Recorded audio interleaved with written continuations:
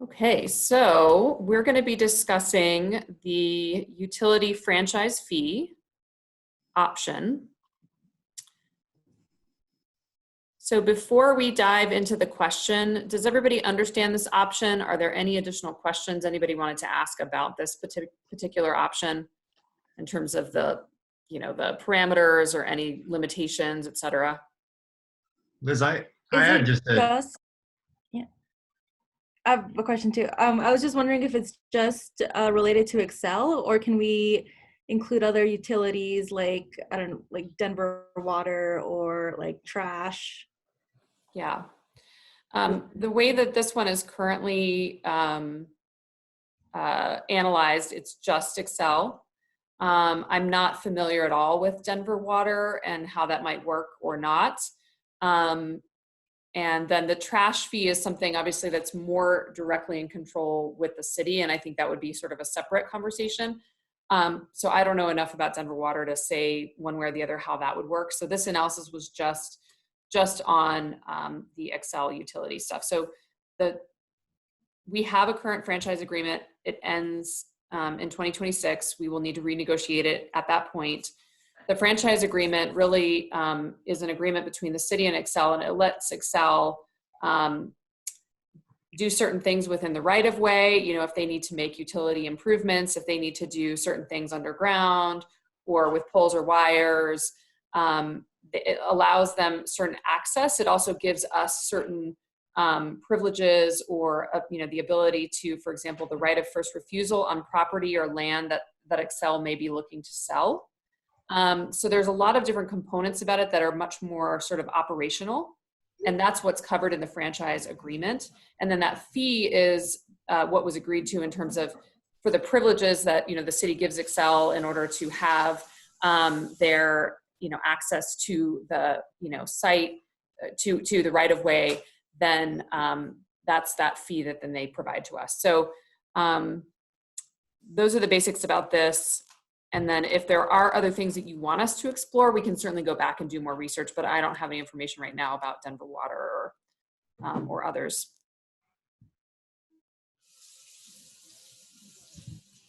Liz, I had a quick question about the date, and Tyler mentioned the 2026 date earlier. Is that, how often is that negotiated? Is it like a 10-year term or something? And is there any precedent that you know of for renegotiating that in between the terms? So there was an opportunity for the city to renegotiate a couple of years ago. There is a fee, I think, that has to be paid by both parties if you want to renegotiate early ahead of the 2026 deadline. But that time has passed, and as Tyler kind of alluded to, I don't think Excel would want to renegotiate early. And even if the city did want to pursue that option, I think that there would have to be a fee that we would pay to renegotiate early. So. Okay. Well, Liz, it would take at this point in time, after you've moved past that first option, it would take both parties agreeing in order to have any chance of actually opening that thing up and renegotiating. Right. Before 2026. Plus a fee potentially. Correct. Okay. Now, what I will say is just thinking about this larger conversation that we're going to have and the recommendations that are presented to the city.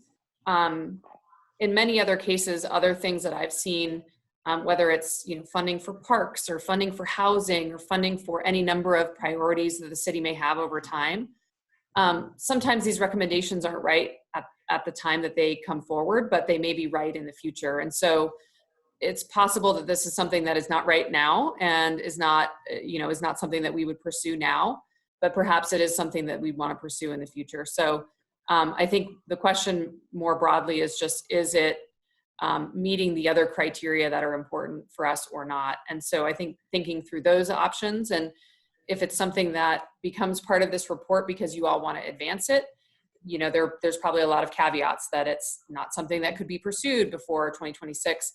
But, if it meets other criteria that you think are important, then perhaps it goes into this report, and then in the future, it's something that the city could consider. So It's kind of up to you all to determine whether or not you think it meets other important criteria that you might have for advancing a revenue option.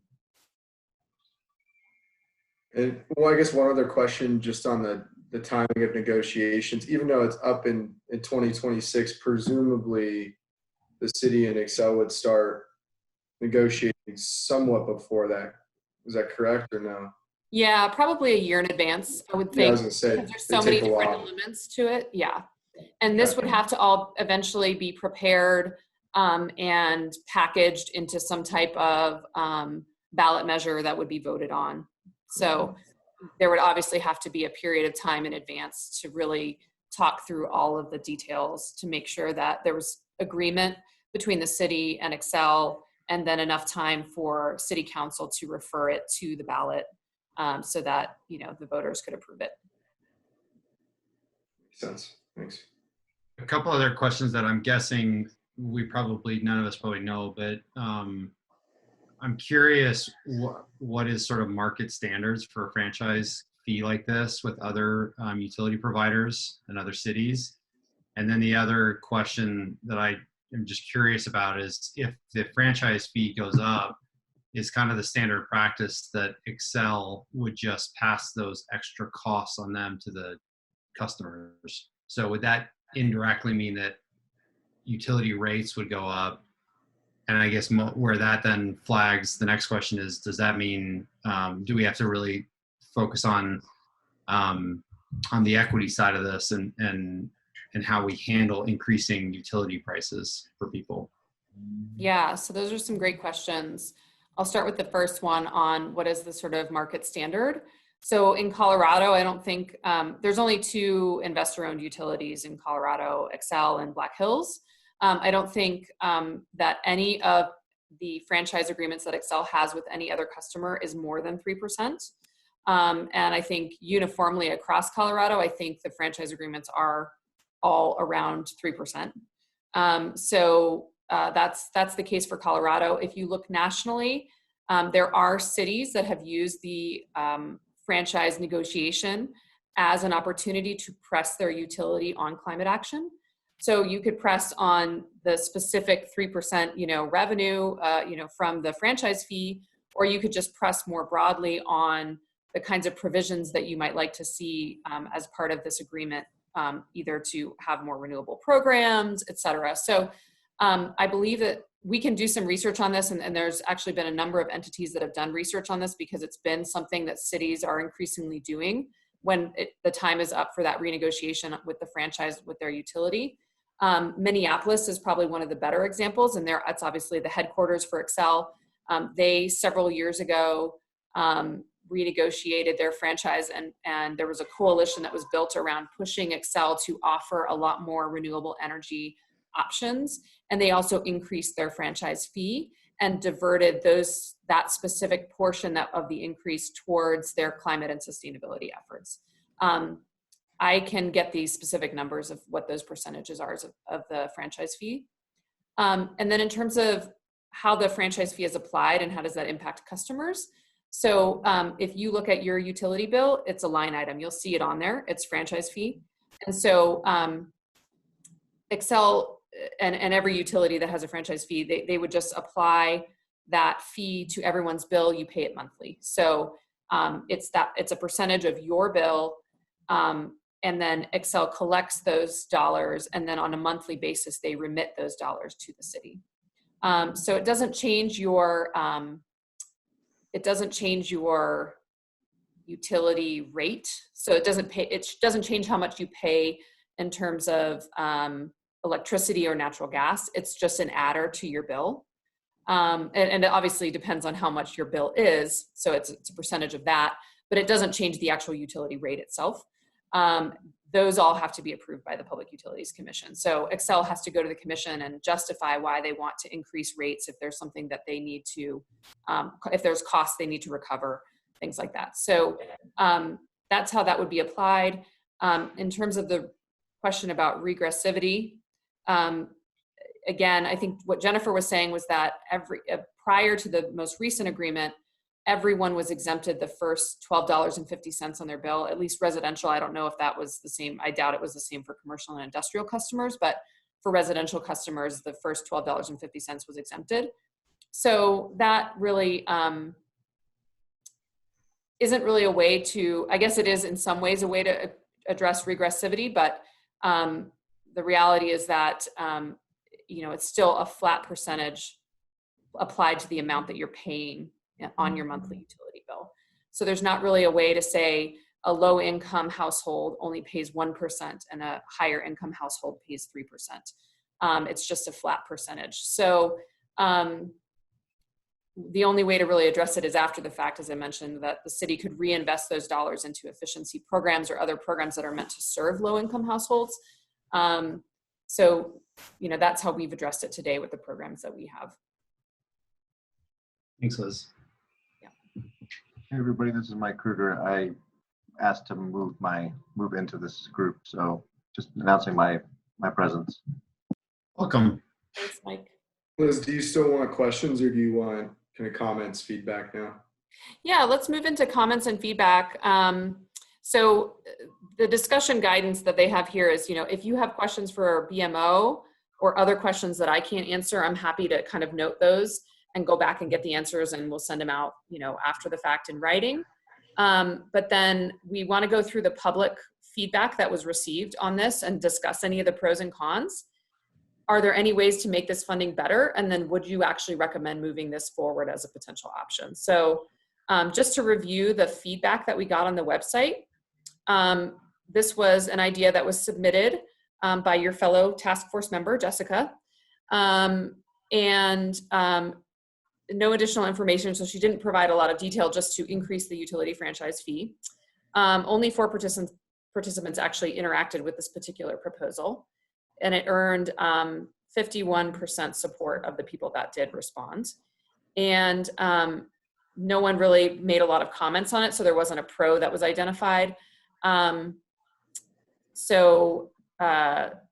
Someone who opposed it clearly said that they have rooftop solar and they offset all of their electricity use, so they only pay for service fees, so they don't want this to be applied. So not a lot of public comment on this one. I think this one might have actually been submitted to the website a little bit later in the process, so probably not as many people saw it because it wasn't on there from the very beginning. But that could help, provide some discussion guidance as you think about whether or not this is something that you would want to recommend. So yeah, I'll open it up to you all. What do you think? What thoughts, feedback do you have? My concern with it is really kind of what you alluded to earlier, that it's just flat across the board. I like that you're taking those dollars and you're reinvesting them into programs for low-income families. I'd be interested to know more about what those programs are, how often they're being taken advantage of, all those dollars are being utilized, how the city is marketing those to low-income families, just to make sure that they're most effective and most utilized. But the fact that it's flat across the board makes me a little bit nervous, in that there's no real easy exemption process for low-income families, because that's really our drive and goal on this, is not to sit there and cost burden families anymore within the housing realm.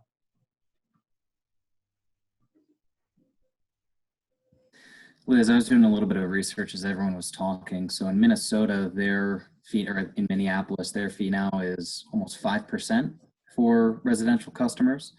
And so that's a little bit higher than what we have here in Denver. They're also able to break it up by customer class. So residential, commercial, and industrial customers all have different rates. Commercial being a little higher, and then industrial actually being a little bit lower, I assume to entice industrial firms to kind of move in and create jobs in the community. And it would probably be a question for state law as to how much flexibility we have in terms of being able to get even more specific for customers that participate in a low income program or have some other qualification as to being able to provide a different franchise fee for them. With Colorado being home rule, we might have that flexibility, but that's certainly something that we could look into. Great, thank you. Liz, since you typed in water and waste, I'd also like to look into internet providers. Great.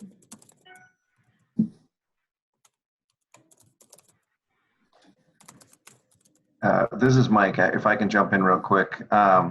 So one thing that I think we want to be clear on is what people care about is their bill. They don't care about their rates in the slightest. As someone who intervenes frequently in PUC rate cases, it is a tiny percentage of people who care about their rates. They care about their bill. So you can raise rates as long as you have actions that correspond to lowering bills.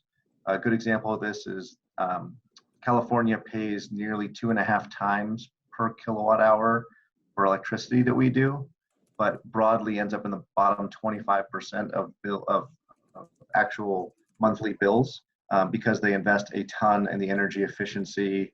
They incentivize things like the solar. I think the gentleman that commented said he offsets all of his bill that way. So there are ways in which one could institute a flat fee that wouldn't necessarily be regressive.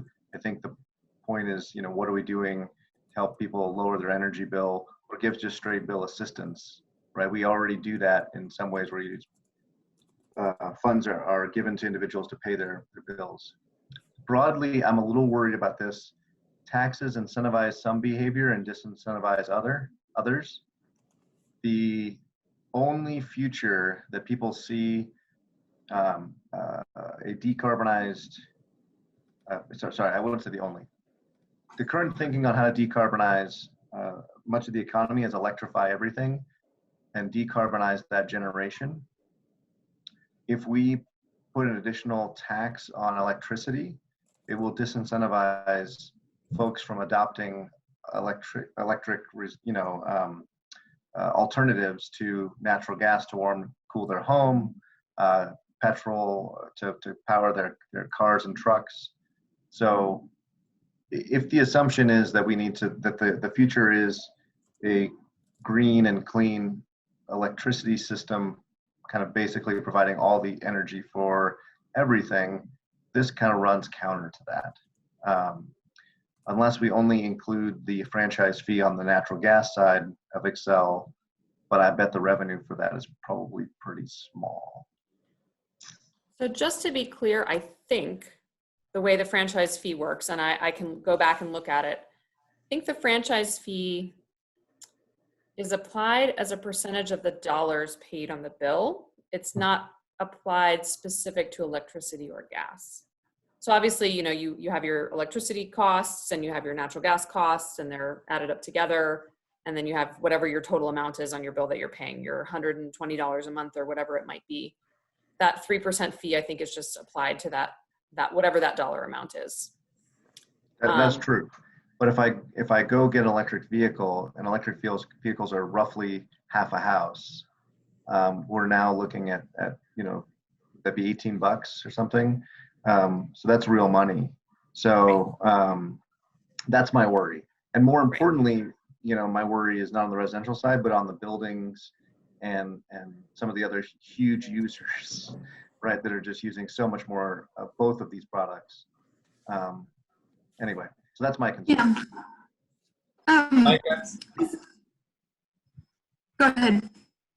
I'm glad you said that, Mike, because I was actually thinking the opposite. I was thinking that putting a tax on energy, electricity, and gas was going to push people to conserve some. And so I was thinking it would actually, incentivize people to reduce use of both. But you're bringing up a really good point, because especially with electrical vehicles, it is a cost comparison between that and gasoline, right? And so if you make electricity more expensive, it sort of tips the scale towards cars. So that's a really good point. I think we've got to, specifically with electrical vehicles, think about how this is going to impact that. I think that's really insightful.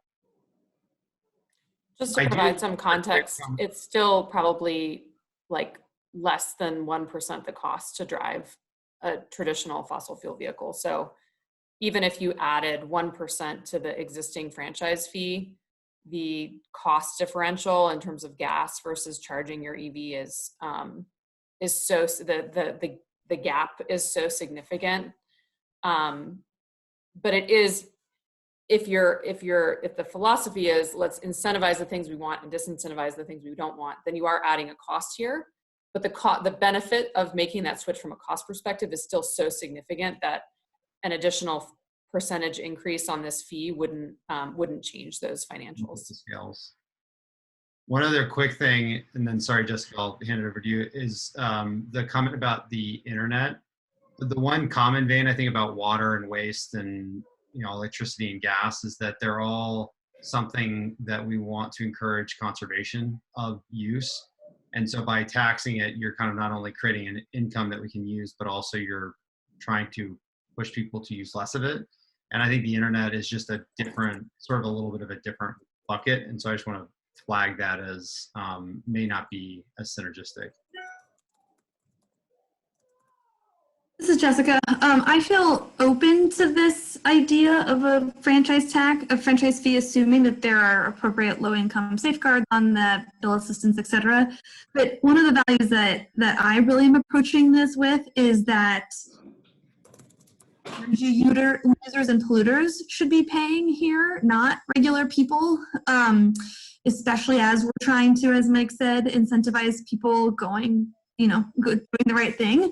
So I feel far more interested in, a sales tax on things that are polluting like diesel. I'm making it up right now. We're not in that group.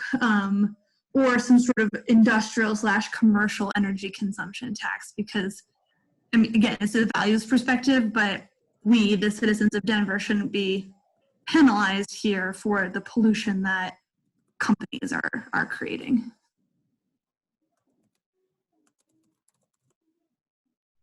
I have no idea. I love that idea. I have no idea if it's possible, but it would be interesting to know, we're close. Could you just tax greenhouse gas emissions, which I guess is kind of like a carbon tax, or I don't know, or folks who are emitting greenhouse gases or something as part of the franchise fee?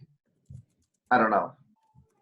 That's not really what a franchise fee is. I think that would be the carbon tax option. The franchise fee is really just a percentage applied to the total sales of the utility. So as we heard from Johnny, there are some ways that you can kind of work it a little bit. So you can work it so that the residential customers pay a lower percentage and the commercial industrial customers pay a higher percentage. Or maybe there's some exemptions, like maybe the first X number of dollars you pay on your bill is exempt from any tax. Those kinds of things, but it's still basically, it's not applied to carbon, it's applied to dollars. I just want to say, I think this is a good program. It's not going to solve it, but I think we need to find a lot of different funding sources. And I think that this is one that does encourage conservation, and that there are some tweaks that we can do to make sure that we're looking out for low-income families that may not be able to afford this. And so I think as long as we get handle the equity side of it, I strongly encourage this being included in any package. Yeah, and I think others agree. We're on the low end of the spectrum, it seems to me, for other similar cities around the country. And because we have between now and 2026, hopefully we can iron out the kinks to make sure that this is equitably implemented. But I think, like John just said, we need revenues coming from as many different places as possible. So this seems like a useful opportunity to be on our list. Okay, so I'm going to put yes for now, that we encourage moving forward with these caveats, and I'll make sure that those are captured a little bit better. But we're about to go back to the session, so I'm going to